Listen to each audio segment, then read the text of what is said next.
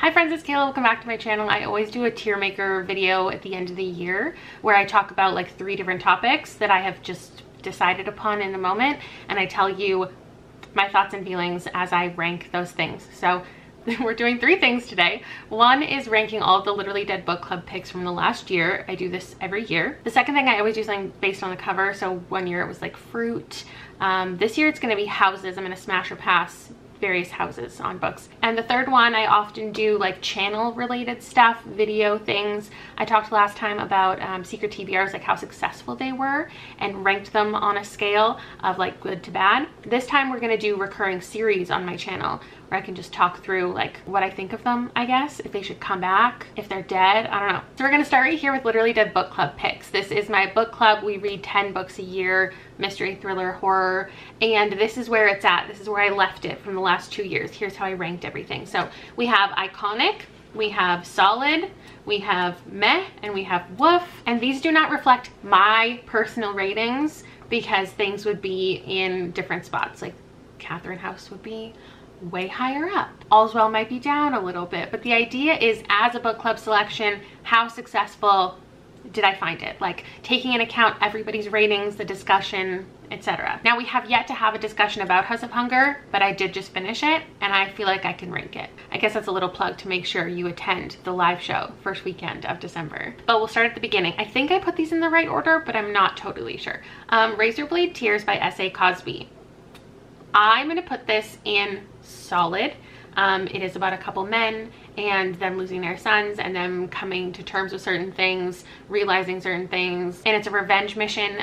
It wasn't my favorite. I feel like a lot of people would probably say to put it in iconic, but because my rating was a little bit lower, I feel like I have to meet it in the middle, so I'm putting it in solid. I think the discussion was great. A lot of people really enjoyed it. There was a lot of things to talk about, so that's where that's going. The Paris Apartment, I feel like, was kind of a mixed bag. There were people who really enjoyed it. I think I gave it between a 2 and a 3. This is about a woman who stays in her brother's Paris apartment. There's a mystery to solve, and there's a lot of perspectives. I think it was interesting. People had a lot of things to say, but I don't think like anybody or many people like absolutely adored it. I feel like it was more of a meh pick, but if I'm wrong, let me know. All Her Little Secrets was about a lawyer woman and this like workplace dynamic, and then also murder. Though there was a mixed bag of ratings for this too, I want to call it solid. I think we had a lot of good conversations, and people who didn't like it, they came out of the live show understanding why other people loved it and getting like a different perspective on things. Then we got Confessions by Kane Minato, and I think that was our first iconic, that was definitely our first iconic pick of the year. Was it our only iconic pick of the year? I can't get into that. That was a revenge kind of story, a teacher giving a lecture to her students, her young students. A lot of wild stuff happened. It was pretty ridiculous, but I think iconic is where it absolutely has to go. Hide by Kirsten White, I didn't like, and I think there were some people who enjoyed it, but I feel like I have to put it at the same level as The Death of Jane Lawrence. Like those are kind of, in my mind, had the same kind of vibe as far as what the audience was feeling. I think that if you love The Death of Jane Lawrence, maybe Hide is for you. It's like an amusement park hide and seek game, but it's also like fantastical just a little bit. So not good for me, and I think average for the group. Then we've got The House Across the Lake, which I feel like I should defend to my very core. Like, I want people to understand how good this is, but everyone's opinion is valid. I feel like a lot of people would put it with Survive the Night right here and say that Riley Sager is just not for them. Riley Sager is for me. Survive the Night was a fluke. I think overall I have to put it in meh, even though I loved it. It's about a woman who sees this couple across the lake that she thinks is bad for each other, and then there's like a drowning that occurs, a life-saving effort, and then just a lot of like interesting dynamics after. Moving on to What Moves the Dead. I thought this was fine, but so many people loved it. I think the top row is reserved for like high 4 stars and 5s from me and collective book club members loves, so I'm going to put it in solid. It was definitely fun reading and retelling. It's a gothic story by Edgar Allan Poe originally. There was lots to talk about. It's this person going to the house of their friend from childhood who's dying, and just like sickness and some spooky horror vibes for sure. The It Girl is one that I think is objectively 4 stars, but so many people didn't vibe with it, so I guess it's another meh. The It Girl's very on trend. It's about like this group of friends and somebody dies and then years later finding out the truth. It wasn't the most exciting thing ever, but I think it's a really solid mystery. So that makes me want to put it in solid. But if I'm putting that in solid, I need to put The House Across the Lake in solid. That just feels wrong. The fact that I'm choosing these rankings and there's more things in my own book club that I'm calling meh over iconic, even though I rated them highly, it feels very wrong. But that's okay. We'll make up for it by putting You're Invited into solid, because I think the majority of us had a lot of fun with this one. As always, there was a mix of ratings, but this one about a girl going to her friend's wedding, it had really fun like atmosphere. There was different perspectives. There was an added like interview segment, and I think that overall most people would say that it was a solid pick. Just running out of my voice. And finally, House of Hunger, which is about a girl who becomes a blood maid for this rich, affluent society. I don't want to give away my rating yet, and because we haven't had the discussion, like, it's hard to place it somewhere specific. I'm gonna put it in solid though, based on what I've seen from reviews on Instagram and the Goodreads chat and people in my DMs. It's going well for a lot of people, so if you've been considering picking it up, I would say you're pretty safe in deciding to pick it up, especially if you enjoyed The Year of the Witching, and I feel good about it being in solid. So we have an even split between, like, if we're considering iconic and solid good book club picks and meh and woof as bad book club picks, it's been evenly split. And though it does hurt my feelings that we have had more iconic picks, we've had 2 or 3 every single year except for this year, like, that's kind of a bummer. If you feel like I got it wrong and you want to re-rank these just for yourself and share it with me, you can find a link for this down below and you can rank them on your own. Now we're gonna rank houses on book covers, and I'm just gonna say whether or not I would live in them. So sometimes we're gonna have to zoom right in to really get the vibe. This is A Quiet Life in the Country, and I feel like everybody would say, obviously that's a smash. I would love to live there. Then we've got Never Have I Ever, which is just this suburban neighborhood, 2 floors, little yard. I mean, honestly, at this point, if someone's like, if these are for free, I'm gonna live in absolutely any one of them. So they would all be smashes. But like what I would, well, I can't afford any of them. But if I were to realistically look at these as if like they were a real estate listing and I have to decide if I'm interested, not that I can afford, but like, would I be happy there? Anyway, this one, I haven't looked closely at. Also, we're not talking about the house itself, like in the book, what the house represents, because we do have The Shining in this stack, and also many spooky things. So I don't know what happens in this book, in this house, but it looks nice, right? Like, there's 2 chimneys, 3 chimneys. This looks like a little sunroom up here, like lots of windows, lots of light. I feel like, and it's like the top of the cliffs. That might be dangerous because I've seen videos of houses falling into the ocean. So would I live there at the top of that cliff? I'm still gonna call it a smash. This one, The Only Survivors, this is like a beach house, so it's on stilts, and look at all of the little porches and all of the windows. I would be happy to live there. Are these all gonna be? No, they're not. They're not all gonna be smashes, because what is this? You can't even really see what's going on. It's the Spite House. There's like a lot of floors. It's not a very realistic looking house, so is this one fair to rank? I'm gonna call it a pass. Then we've got Malice House, which obviously, like, scary title. You can only see like half of it, but again, very tall windows. It's on the edge of a cliff though. It looks a little dangerous, but it does also look cozy. So we've got another smash. Ooh, this one. It's a little simple for my taste. Like, the yard is so limited. I only just noticed that that was the ocean behind it. So this is just on a beach, on a little mini golfing green looking thing. It does have an attic, which is a little spooky. No, I'm gonna call that a pass. Then we've got the Very Secret Society of Regular Witches. In this house, again, top of a mountain. This looks like a balcony, but there's not a high enough ledge on it, so you fall right off. That seems so dangerous. Let's call that a pass. Oh, this house is covered in blood, but it has a front porch. And I've always wanted a little front porch. And this window up top, that's cute. This kind of exists nowhere, like there's no scenery around it, and that frightens me because you never know where it actually is. We're gonna call that a pass. The Good House by Tana Reeve Dew. Again, not what actually happens in the house.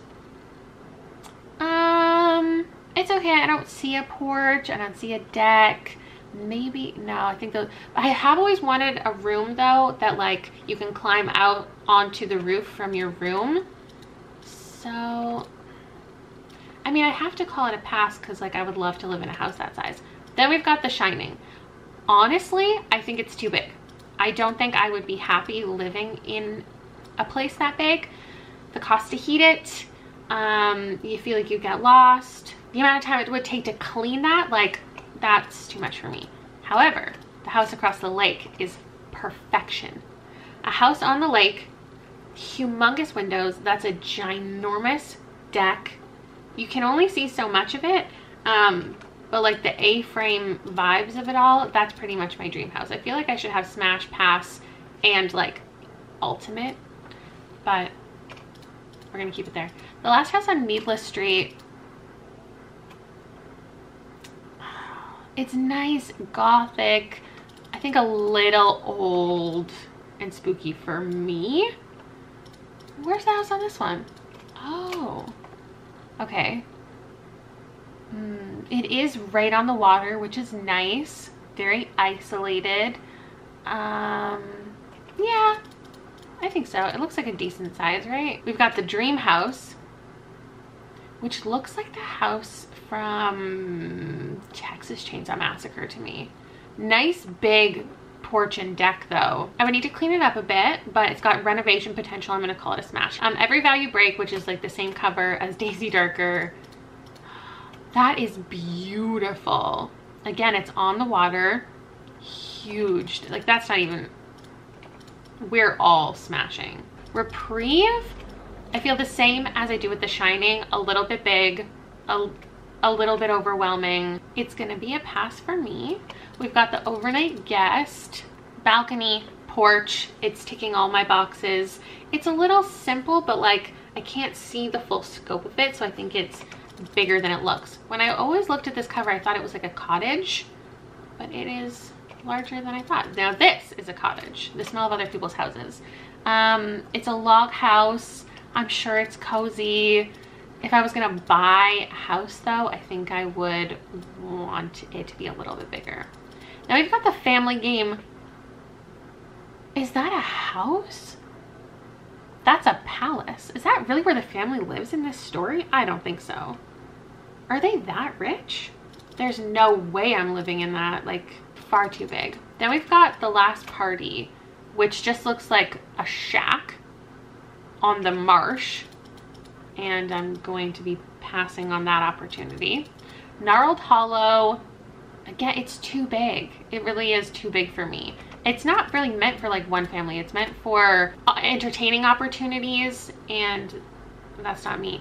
Oh my gosh, I had a perfect split between smash and pass. Incredible. If you have any other houses on book covers that you think I need to talk about their curb appeal, I'd be happy to revisit this one next year. We're now going to do recurring series on my channel. So we've got Forever and Always, as in things I'm always going to do, things that I love maybe, Has Potential. So I guess I haven't thought about where any of these videos are going to go, but I think I have like 30 different video series that I consistently do or did at one point. So I guess Has Potential is like maybe I started it and it hasn't gone anywhere, but it should, or something that has potential to come back. We've got Nice While It Lasted, which is something I think of fondly, but I'm not doing it anymore.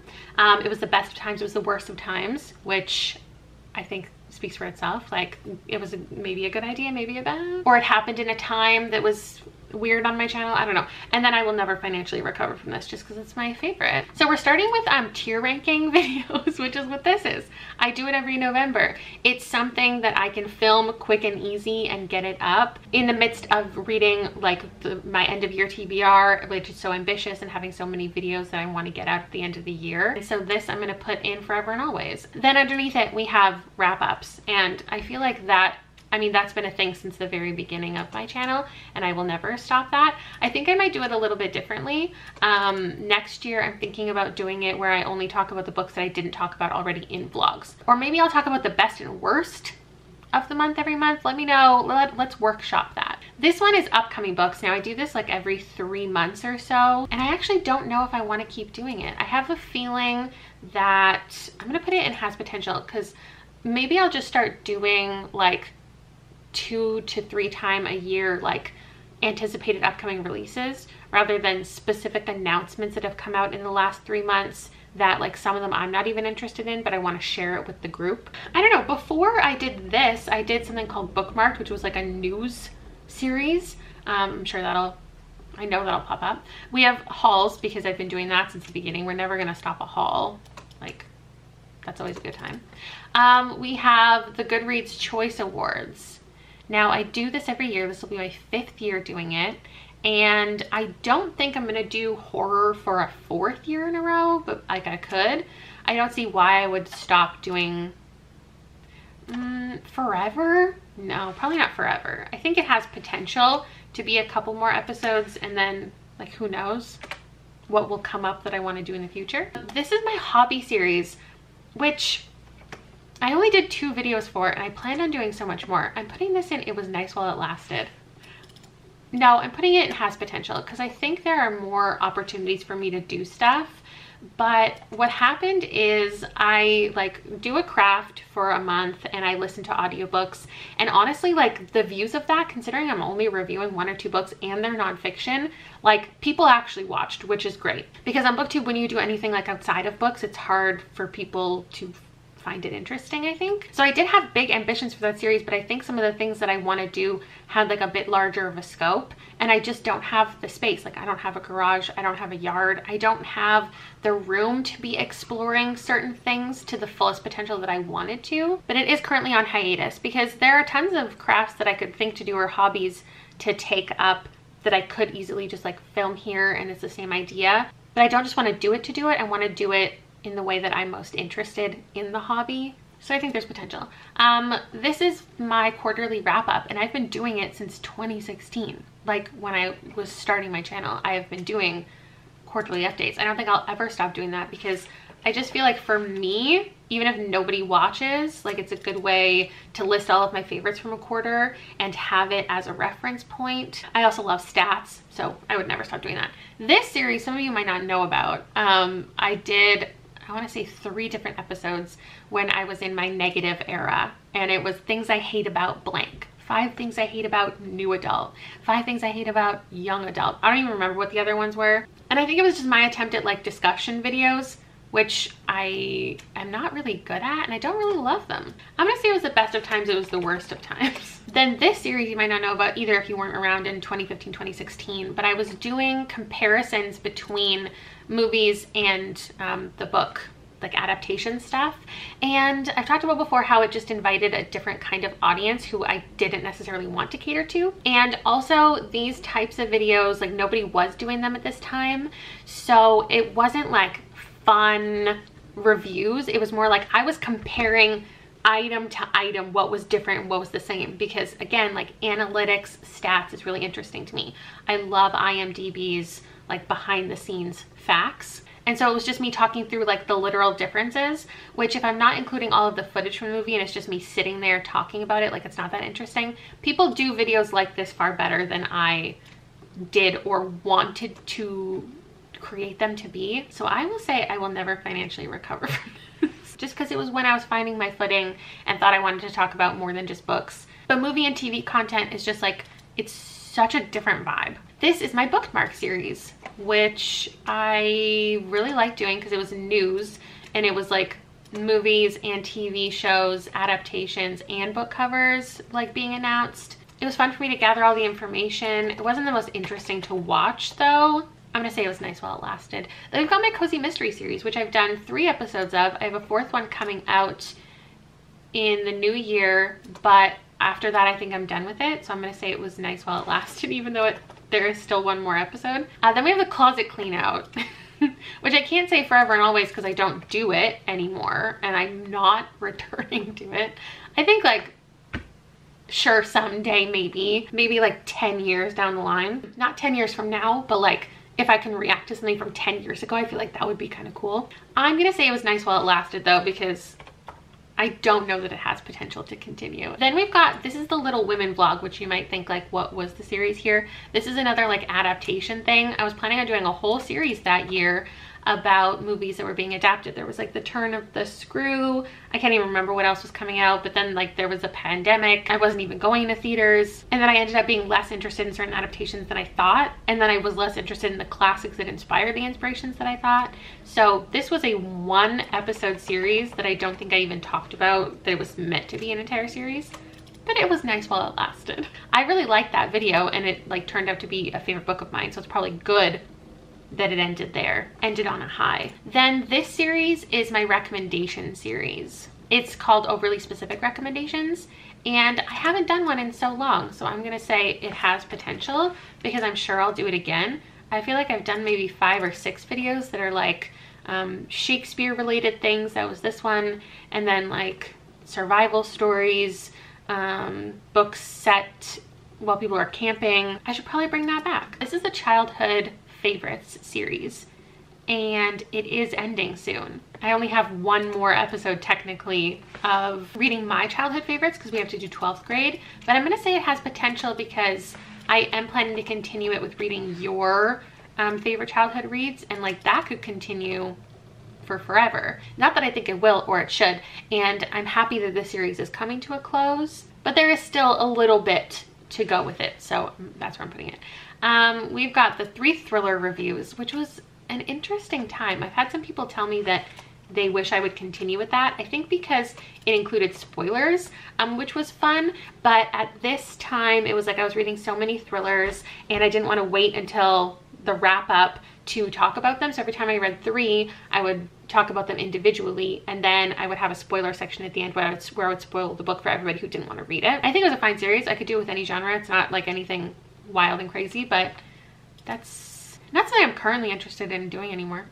We've got the Instagram Controls My Life, which I just did a week ago. So we're gonna call it Forever and Always, just because it's again like a short and easy thing for me to film when I have other things like big, longer, ambitious vlogs on the go. It's nice to film something that just takes 1 or 2 days. So that is kind of a staple for me at this point. Then we have 5-star predictions, which it just always goes poorly. So I'm gonna have to put it in it was the best of times, it was the worst of times, because the series is fun. And again, it's just like trying to find something that can be a 1 or 2 day vlog. And this worked for that, but I'm really bad at predicting things. And so many of them were flops that the video series just felt like such a downer by the end. I think there was 7 episodes that year. And then in other years I did like 5-star predictions, and then I would do like a discussion at the end once I read them all. I think I'm done predicting things. Besides, I do have 1 more.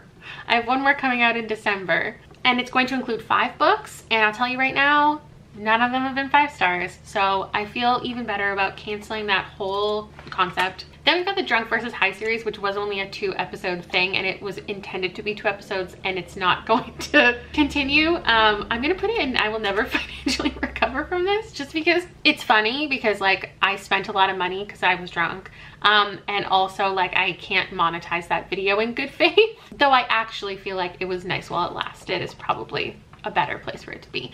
Can we trust booktubers? I have to tell you guys, I have been sitting on a playlist of these types of videos where they are, if you liked this, you should read this. I have been saving this playlist for like 2 years and not watching any of the videos because I have another one of these planned, but I just can never fit it into a month. So I need to finally get to it in 2023. Please hold me to it. I think this definitely has potential. I wouldn't call it a forever and always, but the idea of reading booktubers recommendations, like I have done beyond this specific type. I did one recently about thrillers where it was all of my book club co-hosts who recommended things to me. So the idea of reading recommendations from booktubers will always be a thing, and I think has a lot of potential to expand.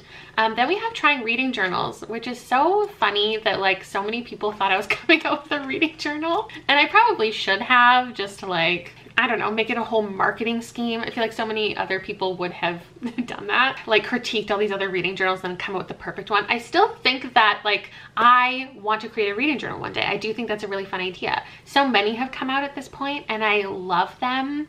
And I have found favorites. But the thing about a reading journal is you can pick one up, like a new one every year, so you don't have to commit to just loving one perfect one. So though I said in that series, and I will continue to say, I have no plans to actually do this, but I do think it's a really fun concept and I probably should do it. So I'm gonna say it was nice while it lasted. There was supposed to be one last episode of cheap reading journals, and that was canceled because they were all from the exact same seller, pretending to be from other sellers on Amazon. And they all, when they got here, they all ended up being the exact same reading journal. The innards were identical and there was no review to come of that.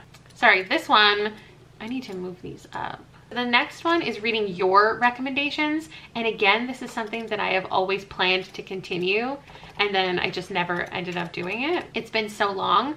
And I think I've just gotten too many recommendations at this point that I find it super overwhelming. But this absolutely has potential and I will come back to this idea.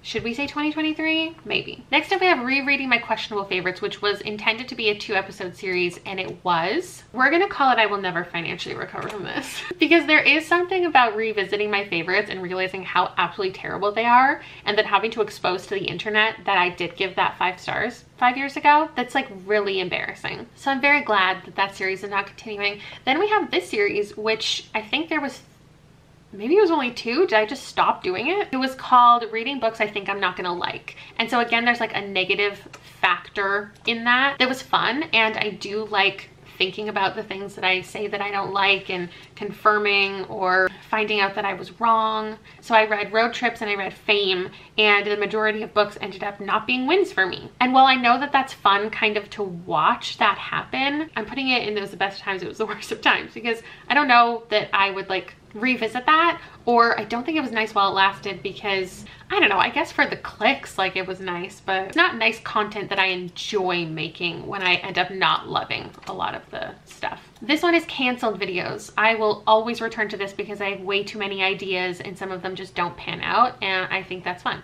I have a whole list of 5 that I'm ready to film for. I haven't figured out the TBR for it, but I do like this concept still for sure. I'm gonna put it in has potential. Actually, no, I'm gonna put it in forever and always. I do think there will always be a portion of my channel, just like right here, that talks about my channel. Then we have the Plan With Me series that I did for 1 year, and it was bullet journal stuff. And I don't have a bullet journal in this capacity, like this artistic layout every month.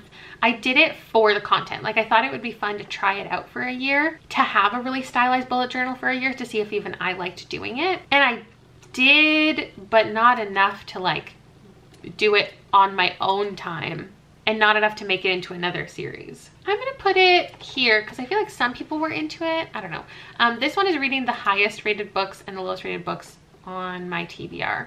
And I feel like this is kind of a staple that I have to put in forever and always, because I do love looking at Goodreads and making videos out of various lists and rankings. I don't know that I would continue doing the highest rated just because I don't know, I feel like that one gets more attention because you're more likely to have loved a book featured in like the thumbnail that makes you want to click on it. But then if I don't end up liking it, I've invited so many people who love a book to the video where I talk shit about a book. But I do really like the lowest rated ones because I usually end up loving so many of the books. This one is Third Time's a Charm, which it's interesting because I want to put this in Nice While It Lasted, but it is continuing for an entire another year. That video series is a mess though. Like if I really wanted to get into it, I didn't fully think about what I was going to be reading in it.